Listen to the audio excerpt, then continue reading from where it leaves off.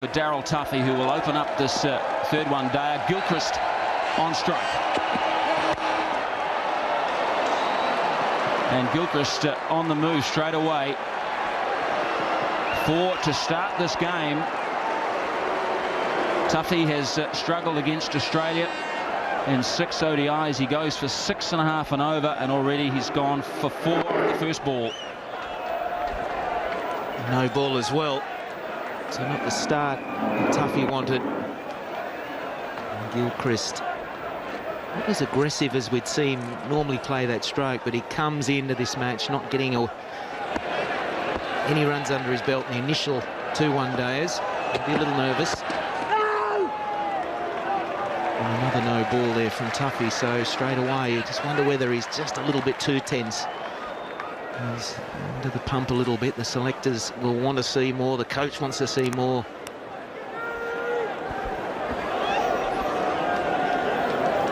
.35 the average for Gilchrist, similar to that of Nathan Astle. Strike rate is right up there though, 94, 10 hundredths.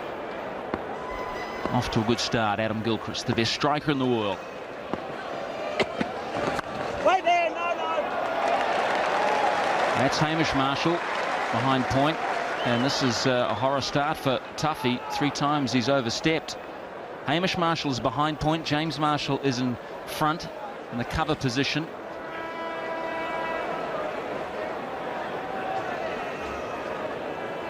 Two slips and 3 on the offside, saving 1.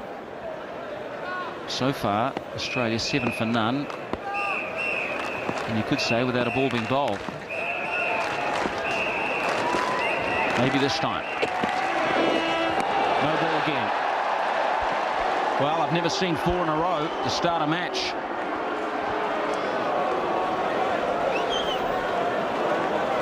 It would have been a wide if it wasn't a no ball, so it still would have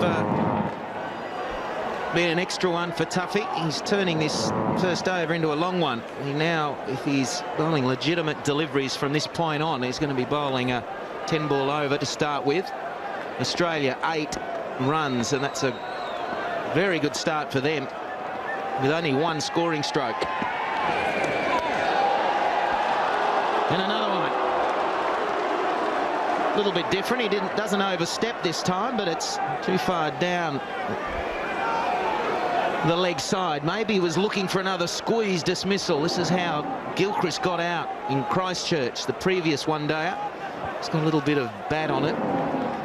There's no doubt, Slats, that when you bowl 4 no balls, that your mindset all of a sudden shifts from the other end of the pitch to where you're putting your foot, and therefore you're losing your focus on your accuracy.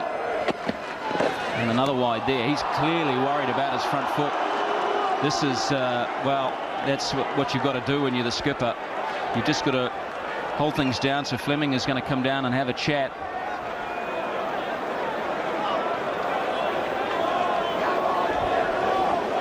Well, that should be over. That's 6 deliveries gone.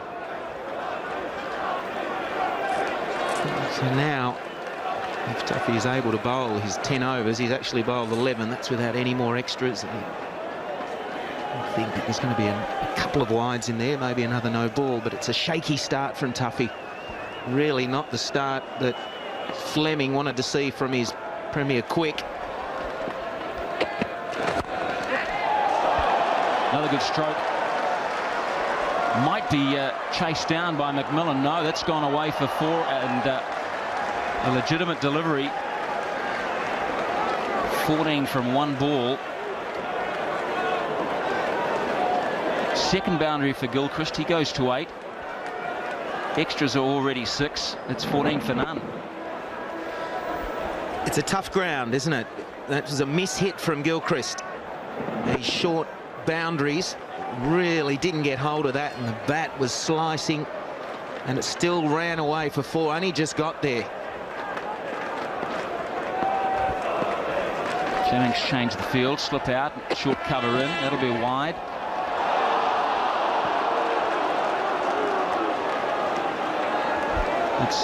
It's not a pleasant feeling, and everyone goes through it in their careers where whether it be as a batsman, a bowler, or a wicketkeeper, even in the field, just the mind starts to betray you.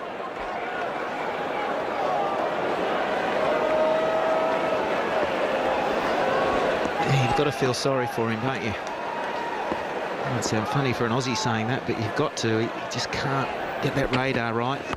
There we go. And a big cheer, as you'd expect. That's better. That'll give him a lot of confidence. And it's not Stephen Fleming chewing his fingernails there at first slip as well.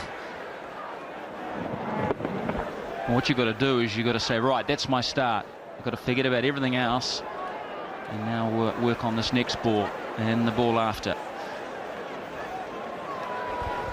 A little bit confusing if you've just tuned in.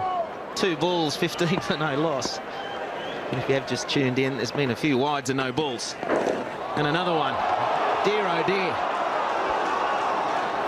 Well, Fleming's already once taken a bit of a stroll down to have a chat, try and settle his nerves, just give him the basics, and he's probably saying, look, just forget holding it down the seam, hold it across the seam so there's nothing through the air for you. And let's just get this over, done with. You've just got to get through. It's a tough time for Tuffy, and you've got to feel sorry for him.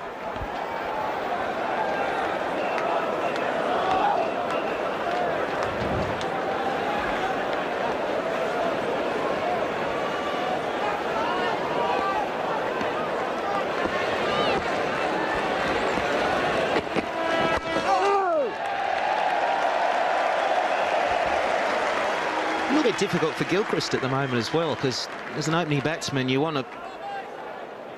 He knows basically what to expect from Tuffy. He's faced him a few times now. It hasn't sort of got through the initial over or two, but with the ball coming, you know, many down the leg side, a few wides there. There was a wide outside the off stump, so if Tuffy can just get one right, then it might surprise Gilchrist, bring about a rash stroke.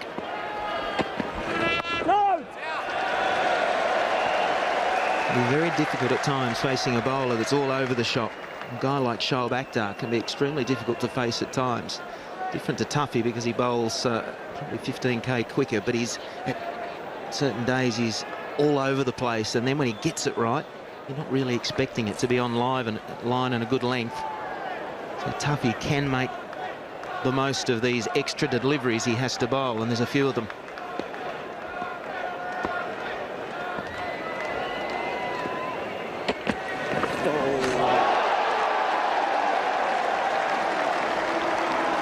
Biggest chair of all, and it is deservedly so. Good delivery here, got the line and the length and a little bit of movement off the seam.